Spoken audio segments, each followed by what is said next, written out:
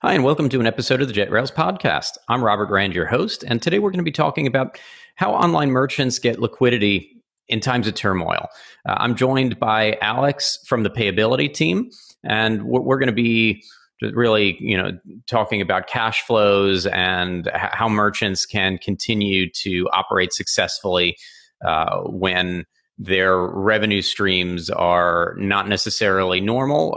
In some cases, that's because sales are up and perhaps they need to be able to buy more product and replenish at greater levels than they're used to. In other cases, perhaps revenue's down and they need a little bit of a float there.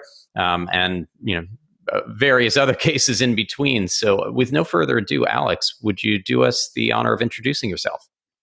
Yeah, and my pleasure. And, thank you for having us. So I've been with PayAbility for about a year now. I've been in financial technology for a little over 7 years, and mainly in the alternative lending side. At PayAbility, I'm the business development and strategic partnerships. So I connect marketplaces and different ecosystem partners with our, different types of cash flow solutions to be able to increase their GMV and increase the merchants on their platform's GMV. Again, I've been in fintech for about a little over 7 years. Before that, I was in public accounting and grew up in small business. So, always have a merchant focus whenever we're entering into any types of deals or partnerships or looking to create new solutions. Awesome. Public accounting. I'm glad you found the light. Yeah. It's public accounting is it's an interesting world. It's accounting is the language of business. So it's a great tool to have, but it's a little too inside the box for the way I typically think. Couldn't have said it better myself. And so tell me a little bit about PayAbility. How did PayAbility actually get started? Yeah, so PayAbility was started in 2015, and originally so our co-founders have an ad tech background, and originally our premise was helping accelerate commission payouts for affiliate marketers. And we were doing that for about a year when we stumbled upon the problem of people who are selling on marketplaces getting paid every 14 days or every 30 days or every 60 days. And that's when we pivoted to provide accelerated payout solutions for marketplace sellers. So we launched that product in 2016. To date, we've deployed a little over $2.5 billion in accelerated payouts and cash flow solutions to businesses. And we work with not just marketplace sellers, but eCommerce partners as well. Platforms like Magento, Shopify, Volusion, and other website platforms. Because our goal really is to help online businesses. We focus exclusively on online and e-commerce and marketplace sellers. And our goal is really to help businesses grow. And the first approach we thought we could do that is through offering financing. But, through our partner program and, other things we do with partners, we're constantly trying to bring, value add to all the partners in the ecosystem. We're always kind of trying to innovate on our products, listen to what the market is telling us, listen to what our customers are telling us, and try to constantly improve and create more value. We are a tech company first, and everything we have is owned and operated by ourselves. So it gives us a lot of flexibility to be able to, react when the market's telling us something. That's fantastic. And, speaking of reacting to the market, is it fair to say with a 2015 launch of PayAbility that this is PayAbility's first time operating in a recession or crisis? Absolutely. I think we have some really seasoned people on our team. And so I think there are individuals in the company who have been in this industry throughout, a crisis. But even to bring it back to 2007 to 2009, a lot of people are making a lot of analogies to that time. But what we're looking at is completely different. If we look at that 2009 period, GDP was down maybe 9%. There are estimates out there that GDP is going to be down 50% just for Q2 alone. So I think people who are trying to draw too hard of comparisons, it's just a very different environment. Human nature in general makes you want to be around other people, and we have a very mercantile, economy and a service economy and a consumer economy. And I think the upside for all of us in e-commerce is everyone's moving those purchases online. But I still think it's anybody's guess what, what the aftermath is going to look like this 3, 6, 9, 12 months down the road, with even like little things like how comfortable are we going to be sitting in a stadium with other people? How does that affect entertainment markets and stuff? So there's a lot of comparisons to 2008, 2009 out there. And I would just kind of caveat this with everyone saying, like, let's look at this differently. This is going to have different impacts. But yes, our first time going through any type of major recession as a company. Absolutely. And I think we can definitely take lessons from the past and, try to apply them as best as we can. But there's been nothing like this in our lifetimes. So, Yep. And I don't, with other previous instances, I think that while we didn't know exactly what the end game looked like, there might have been more vision into the future, where right now, just the amount of time that the economy stalls out, the amount of unemployment, things like that, we haven't reached peaks. And so until you get to some sort of an apex, it gets difficult to predict. And so what's actually changed for PayAbility in recent weeks? Speaking of living in the moment and experiencing this firsthand, how have your operations and your organization been impacted so far? Yeah, so I think like a lot of companies, we're all working from home now. Thankfully, in the technology industry, we're very capable of doing it. A lot of our stuff we're doing online and doing through the cloud. So everyone's worked from home. We're based in New York City. So thankfully, our CEO is actually pretty ahead of this. We did an optional work from home that then became a suggested work from home, probably 2 full weeks before New York had put out any orders. And then I think there's getting over the whole work from home aspect, and a lot of we're doing a lot more video calls and things like that internally with our teams, trying to create a lot of like FaceTime and cohesion. But as far as our core business, we're actually busier than ever right now. We're looking at the situation as a lot of our customers are the essential businesses that are selling essential products on Amazon. They're selling PPE. They're selling toilet paper. They're selling, different types of cleaning products and things like that. So we're taking if they weren't before, they probably are now, because that's what's in demand. And these are businesses that are, it's supply and demand. It's like saying you're an import export. Doesn't really first and foremost matter to you what the item is that's going in the box, just that you've got to get the item that people need, and you've got to get it in that box. That's exactly right. And we've seen some of our own customers pivot into the PPE space. Kind of to what you said, they're just really good sourcers. So they can source whatever the demand is. And they have, some of our customers are in merchandising and, wholesaling for multiple generations. So some of them were able to act nimbly. Internally, we're treating this as mission critical, making sure that capital is getting to all our customers to make sure that they can restock an inventory, and whether they're growing their business, or we're also maintaining that they're able to stay in business. And then there's the other part, the non-essentials, that I think we've seen a huge uptick in. And if we think about it anecdotally, it makes sense. We just had a new customer come on that's selling yoga mats on our Shopify store, and she's seeing record sales because people are working out at home now. We have another customer who's selling webcams and monitors and other types of electronics, and he's selling out as well as everyone comes to build their home offices. So I think in general, e-commerce is up. The other side we're seeing that is we're trying to be as flexible as we can with our customers, because we know shipping delays are up as well. And we're trying to make sure that we're very careful that it's not a risk-related shipping delay, like you didn't have the product and you were maybe drop shipping. And it's that, I think if we all go online to buy something right now, something we would normally have had this weekend, maybe now says we won't get it till March 15th.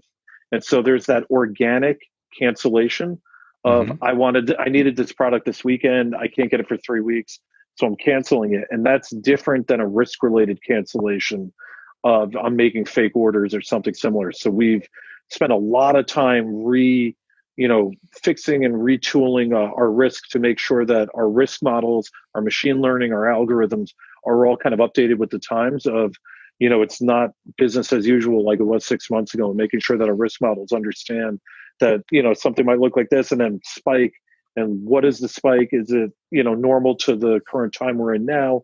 Okay, let's not look at it as a risk issue. Let's more importantly see if we can work around it and figure out ways to see where those issues are and then be even more helpful. Yeah. I know that there are fulfillment centers, there are 3PLs and organizations that right now are onboarding merchants, in some cases helping them to move some of their warehousing from other sources, companies that I'm in contact with, like Ruby has and ShipBob that do some of this. And it's just about being able to get product from point A to point B. Things that we often take for granted, but especially with orgs like Amazon that are focusing as much as they can on the essentials and prioritizing those, which is, not something I disagree with, right? It's all logical. You still have to, be able to operate if you're not providing something that's considered essential. Or you certainly want to for the sake of your business, your employees. You want to be coming out ahead of the curve here. Yeah. And to your point about shipping too, I think what's so interesting in the Amazon world, especially, is you had FBA, Fulfillment by Amazon.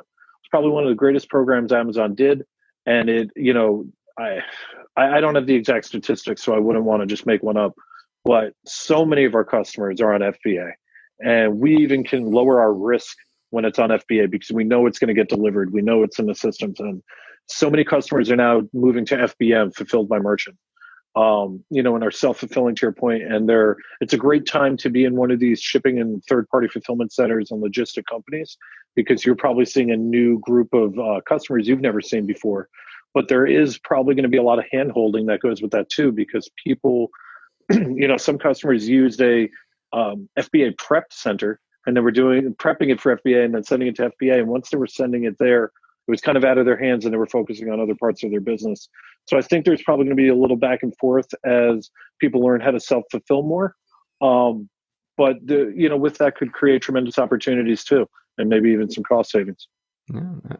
So far, have any merchant stories specifically surprised you? Anything, I know that for some of us, I've talked about a few times recently that, there are product categories that they make sense that they're flying off the shelf, like webcams or home office equipment or home fitness equipment. But still, we get into these conversations with folks and it's, there's a first for everything.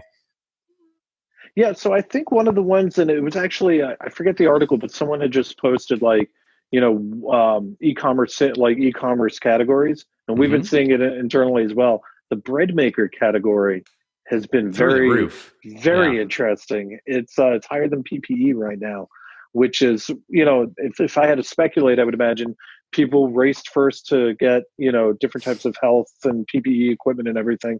And then once they had that, they said, okay, well, if I'm hunkering down, what do I need? Or they just bought a lot of flour and now they don't know what else to do with it. Won't do much by itself. So we're in New York, so we usually get bad bad winters. This winter has been a little light, but it's so interesting because every time a big storm is coming in, people always race to the grocery store and do some panic buying, and they always buy flour, eggs, and bread. And the whole joke is, people who never eat flour, eggs, and bread on a daily basis all of a sudden have to make French toast this week.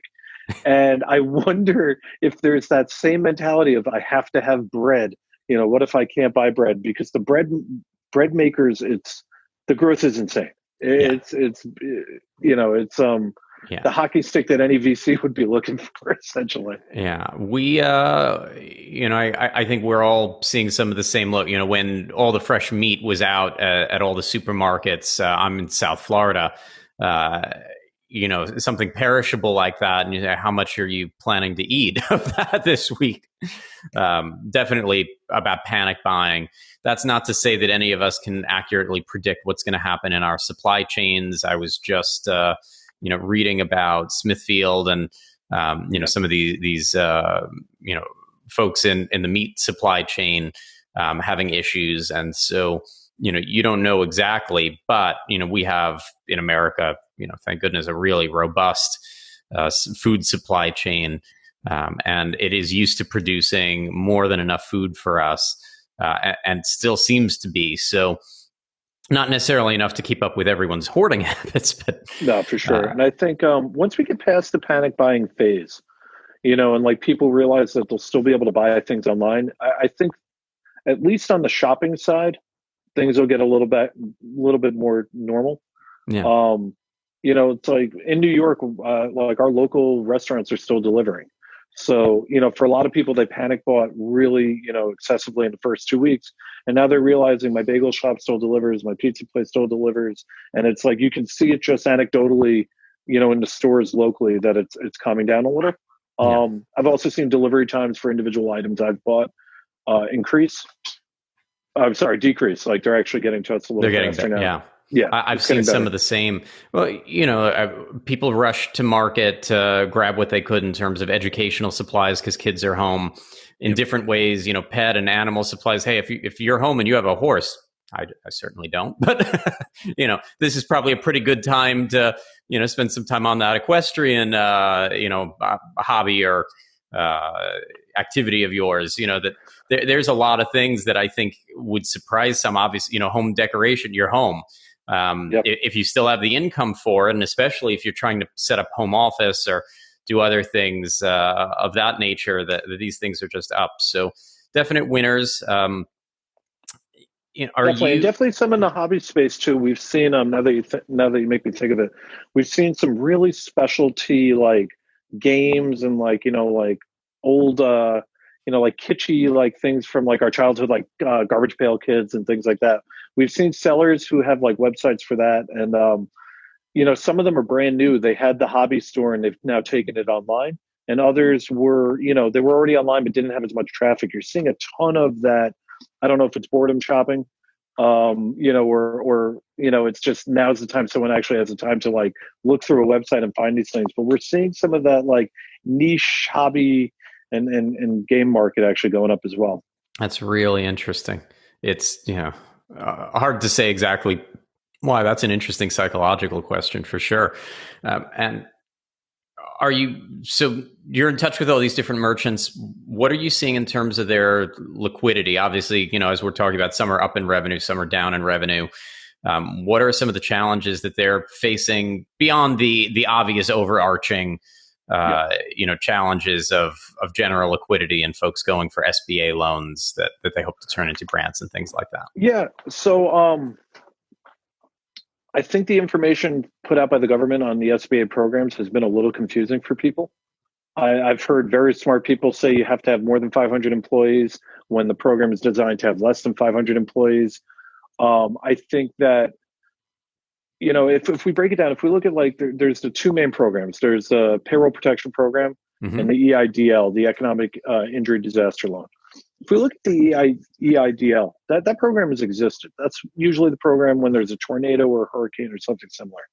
There was, and I don't know the number today, but before COVID-19, there were only 140 loan officers in the entire country for this program. And that was, usually the correct amount. And now when you have tens of millions of companies applying, I think they're very inundated. So we're hearing from our customers, there's definitely a level of confusion. We're trying to give our customers as much information as we can where they can apply.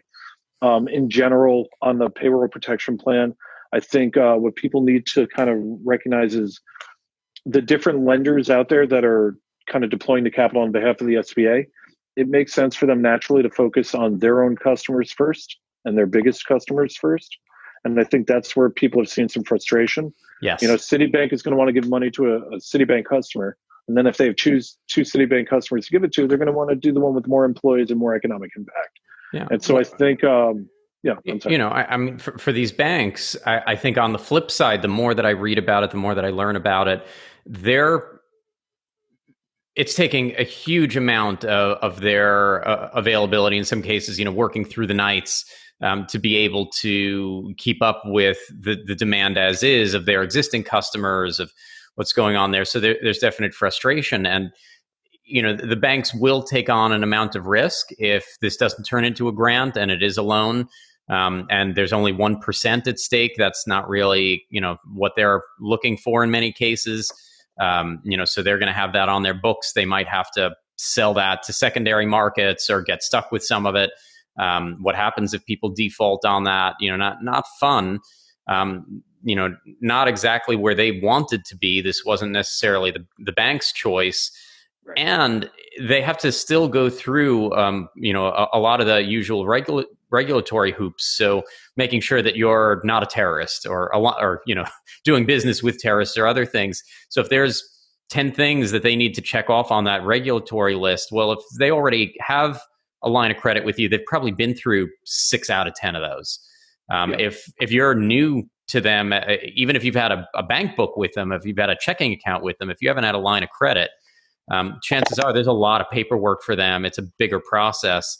And I've seen that stall out some people because they don't have a bank that they have that kind of relationship with. And the banks are just floundering to keep up with the relatively easy, in air quotations, requests. Let alone the fact that when this launched, everyone was frustrated because the SBA, the computer systems weren't fully ready. The guidance was brand new. And I'm still hearing questions from folks like, what about independent contractors? And what about people, that have, some employment, but also have side gig, and does that side gig, kind of like an independent contractor, get considered for some of these things? And in some cases, I think the guidance is pretty murky at best. So we're just, the more people that I talk to about their application process, and kind of like filing for unemployment right now, the computer system issues, trying to get through the process, trying to know if you've done what you needed to do. And then with so many merchants going after the money, I think the other problem is that right now there's a certain pool of money, and knowing how much you'll actually get funded with in the end, how much will really hit your bank account, and can you count on that, and when will it hit? There's just so much up in the air. So, totally. And I think every point you brought up is completely spot on. You've obviously been doing your research on the programs. 2 points I guess I would add to it is one, with a lot of new fintech lenders coming in here, especially ones who have suspended funding on their own. All they're focusing on is essentially helping to broker these programs. So I think they'll get to leverage a faster application process. We don't know where they'll be in line as far as getting approvals. I think that's still worth noting. One thing, I guess, if I were king for a day and I was going to rewrite this program, I think I would have chosen lenders to provide the EIDL loans. And I would have actually gone to the payroll companies, ADP, Paychex, JustWorks, TriNet, and all those companies, and just literally said, I would have kind of done something where, you have some type of, whether it's fintech or a lender, just create a very basic underwriting tool. Have you had a bank loan in the last 2 years? Okay, that's already like check one. And then I would have leveraged the payroll companies a little heavier that way, because they're the ones that are already in the process of distributing payroll. They would know exactly what your payroll is, and then they could essentially just keep making payroll. And then it's essentially the different banks funding those payrolls through the payroll companies.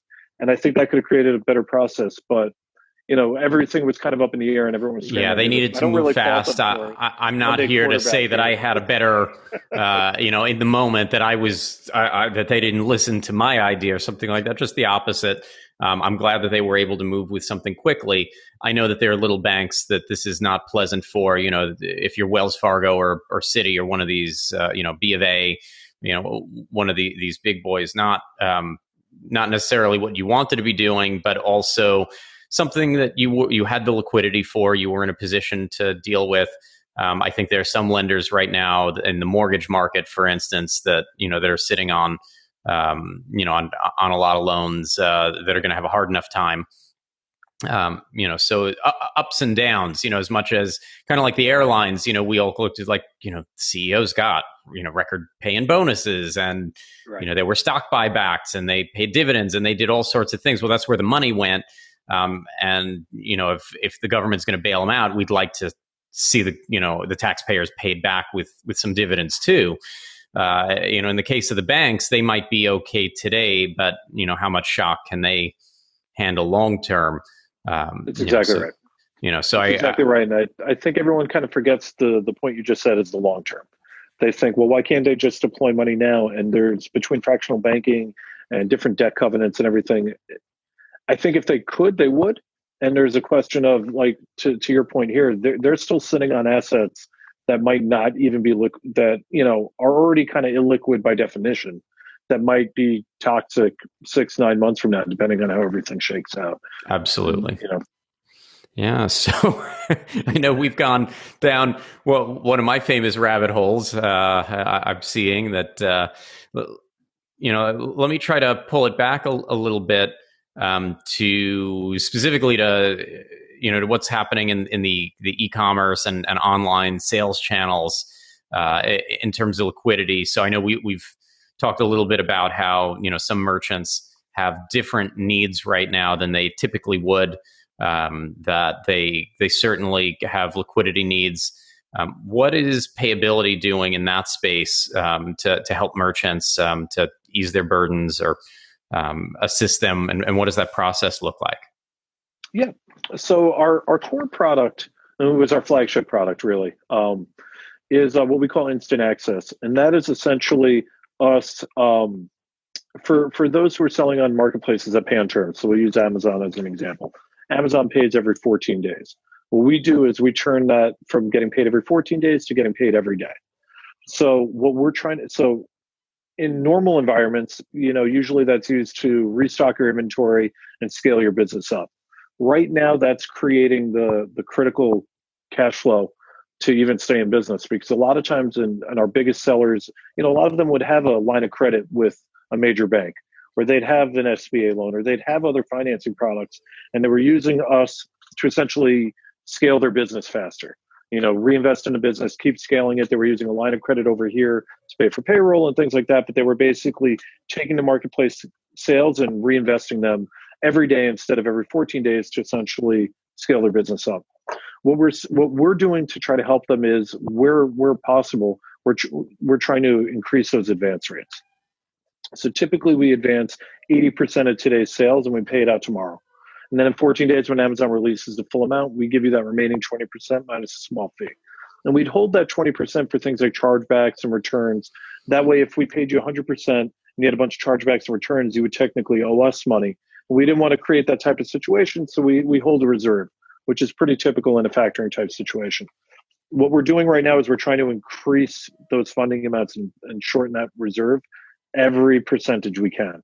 So if we're seeing that your returns and chargebacks are, closer to 10%, and we're holding back 20% of a reserve, we're trying to get that closer to 90. If you're at 90, we're trying to get that closer to 95%.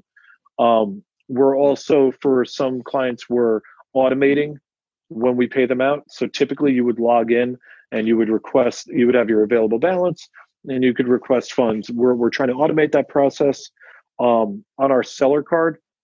So we have the PayAbility seller card. And I'm not trying to do a full sales plug here, just for context, so people know what I'm talking about. Mm-hmm. But we have our PayAbility seller card. It's a Visa corporate debit card. And when we make capital available, it's in a digital wallet. And, we provide you a dashboard, and from there you can wire it to your account. You can do a same-day ACH, instant transfer on ACH rails, or you use the PayAbility card, where we give you 2% cash back for every dollar you spend. What we're doing right now for we were piloting it with some Shopify customers, is we're giving them 5% cash back for Facebook spend and trying some different programs like that. What we see with marketplace sellers is that the marketplace drives a ton of demand, and that they usually need to keep up with the demand. So they need capital for inventory. What we're seeing with our customers who have their own websites is that they need to spend capital to drive demand. Whether it's Facebook ad spend, Google ad spend, other types of advertising. So we're trying to work with them as much as we can to get capital in their hands to create additional ad spend. Because, I think one of the hardest things about being online in general, you're open 24/7, 365, and that's the amazing part. The hard part is, unlike a traditional brick and mortar store, I can walk past a pizzeria, I can smell that pizza. I can, even if I don't go in right now, I can remember it and go, oh, maybe I'll go check them out. Maybe the bagel shop is sponsoring my child's Little League team or something like that. There's this way that they exist in real life. If we're selling online, we don't exist unless we spend money to drive people to our site. There is organic, there is SEO, there is organic social media plays. Those are very long fought battles and they work, but that's a 9-month plan. Whereas if you're getting a website up and you want traffic in the next 2 weeks, it has to be paid for. And so that's where we're trying to increase amounts and things like that. And the same's true if you're pivoting. So if you've got you're now making face masks that you weren't making before and you want to get the word out quickly, you can certainly put some posts in social media and hope that they go a bit viral. But the way that those platforms work today, expect to boost the posts, expect to invest some money to get the word out. At a high level, right? I mean, there's tons of strategy to be had on the marketing side, but I follow you perfectly. If you're trying to pivot in the moment, if you're trying to be reactive to what's going on out there, and not just sitting on your hands, right. Absolutely, you need the resources to do that. And one thing that we're seeing that's actually kind of interesting, I don't know how easy it would be in today's times, but we were seeing it a lot at the end of last year, a lot last year actually, in the beginning of this year, is people who have their own websites, whether it's Shopify, Magento, they're working with JetRails, they're online. They're starting to use Amazon as just a marketing agent. And, Amazon's a little tight. You can't say oh, come back here and I'll give you a discount. But just to go a little, to get their name and brand out there a little more, we're seeing a lot of sites that have their own website. They have a really great brand. They do a lot, whether it's on social or paid media. But we're seeing them creating Amazon stores literally as just another marketing channel. Again, I don't know how feasible it is right now with Amazon being a little restrictive with non-essential items, but it was very interesting to watch, last year especially. And it was kind of like they knew that Amazon drew demand. When you're new to Amazon, Amazon will actually draw increased demand. So it's like coming onto Amazon with a new store can actually give you more demand than if you had been on there for a year already. And it's interesting how it was originally I'm on Amazon. Now I want to diversify a way to try to cut fees. And now we're seeing people who have their own site going onto Amazon just as another kind of guerrilla marketing tactic, if you will. Absolutely. I mean, the same reason that folks engage in a lot of marketing, you have to be where the customer is, where the shopper is, where they're discovering new brands and new opportunities, where they're searching for product. And so if you're not engaging in certain channels, sometimes you lose out. With Amazon, I consistently call them a frenemy to merchants that, that there are concerns about the data that they're collecting, if they'll compete with you directly, if there'll be knockoffs in Amazon, or if someone will try to, in one way or another, squat on your brand, your products. There's all sorts of things that can go wrong. And so I think it has to be a measured choice about what you're going to list and how. For instance, if you're, there's a lot of brands that don't think about selling much on eBay, but if you're selling refurbs or closeouts or other things that might not sell as well through your direct channel, maybe eBay is a better place for some of those. Exactly. That it's not always an all or nothing strategy. Sometimes it's supplemental, or sometimes you have a version of product that fits really well with that marketplace consumer. I've known businesses that, for instance, they sell a main product through an outlet like that, but all the accessories and all the add-ons are only available through their own website or something else. And you get the package and you get this whole if you need, these extensions or these accessories, here's where you get them. Yep. So there's a lot of different strategies that you can deploy to try to make it work. And to that point, we've been trying to help some of our merchants who are looking for other places to offload products. We've done intros to get them on other marketplaces to kind of fast track it. And we've helped them find different fulfillment centers and things like that. Sometimes we do it through just a newsletter and marketing. And then other times we're doing it through a managed handoff where we're actually making introductions to them to other marketplaces, because each marketplace kind of has its own strengths and weaknesses. Like Amazon has a lot of search. But if we're going to go all the way to that top level of discovery, you're not really going to Amazon to discover products. You're going to Amazon because you know what you're already looking for. Usually. You don't really write in what's the best tissue. What are the best tissues? You already know that you're looking for tissues, so you write tissues. You write toilet paper, or you write or you're searching USB for Kleenex converter. Or Charmin, or yeah, or you write USB converter plug for a Mac Pro 13-inch. Whereas on other platforms like Google, obviously, or Pinterest, that's more of a discovery platform where they're like learning things, they're getting into the rabbit hole, they're kind of picking apart. And then once they know what they're looking for, that's when they'll typically go to Amazon and type it in. And then like eBay, I think a lot of strengths there are for niche type products. If you want, I bought my father a matchbook from his own restaurant from the 70s. Wow. You're not going to find that on Amazon. You had to find someone that actually has this matchbook, and so like that's the where same eBay with is Etsy so with strong. handmade items Totally.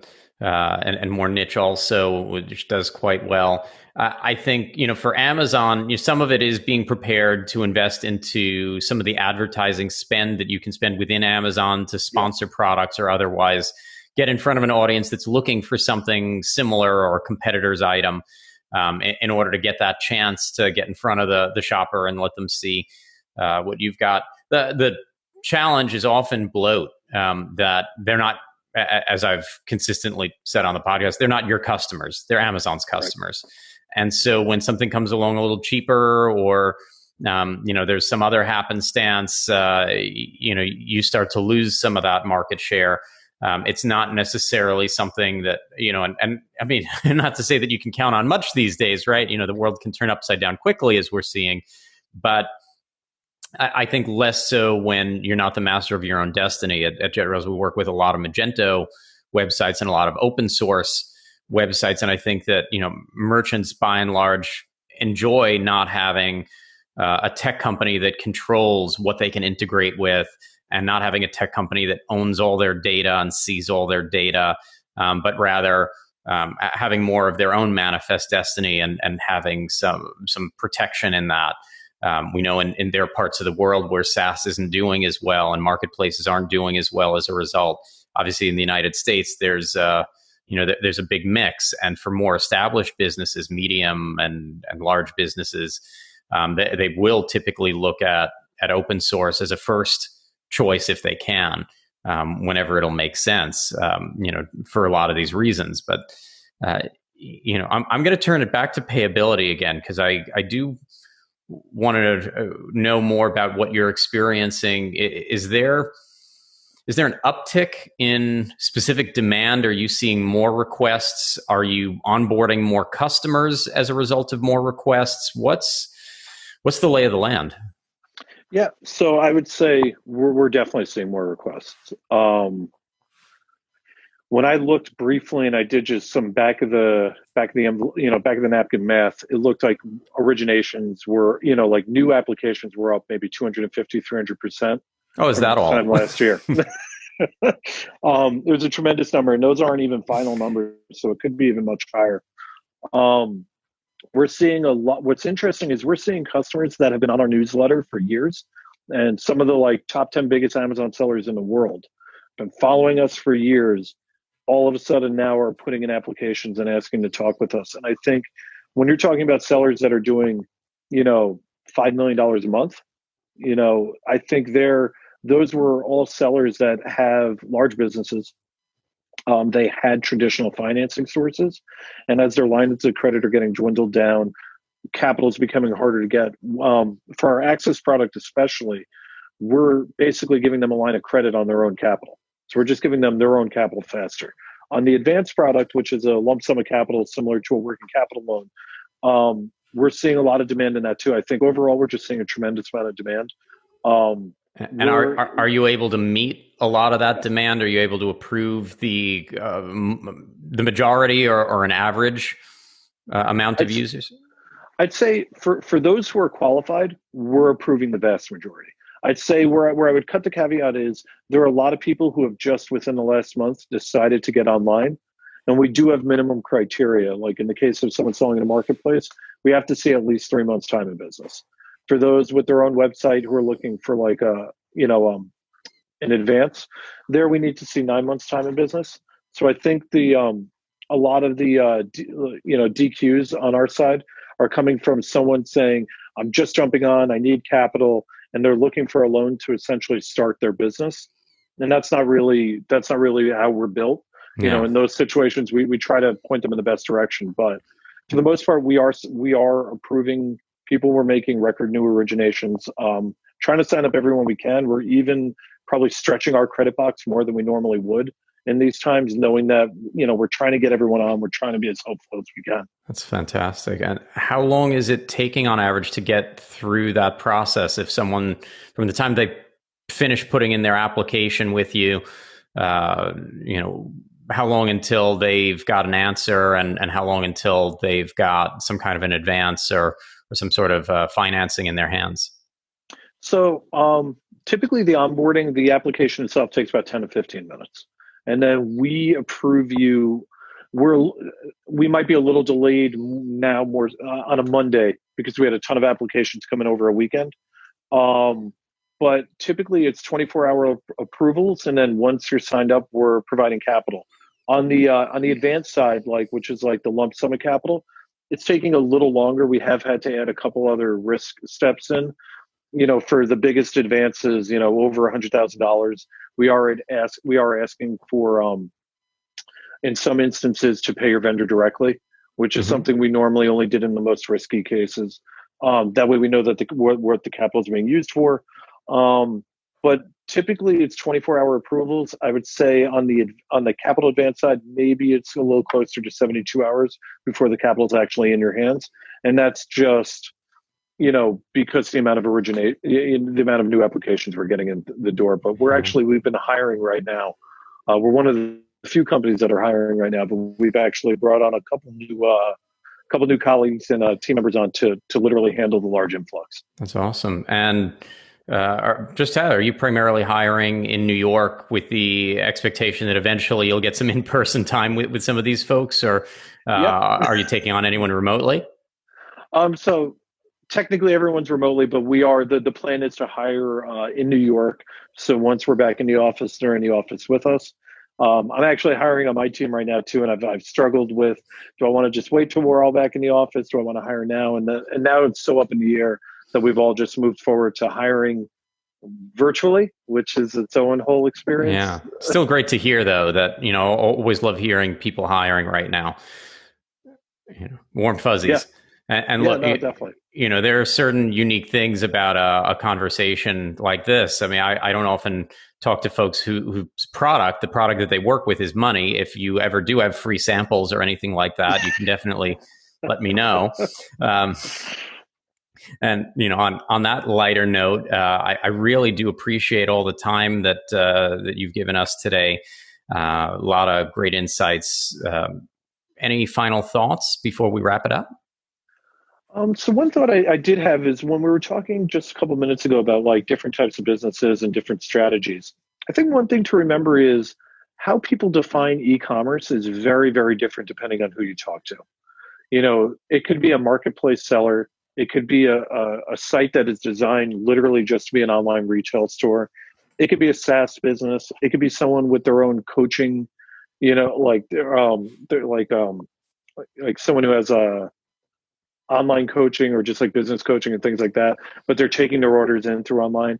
We have a customer who has a specialty off-roading car fabrication company, but because she's processing all her orders online, because she likes the website features she has and everything, it's a real business. It is a typical brick and mortar merchant, but because she's processing everything online, we were actually able to work with her. So it's amazing to me, and I think to a lot of people, that when we define an online business or an e-commerce business, how very different they can be.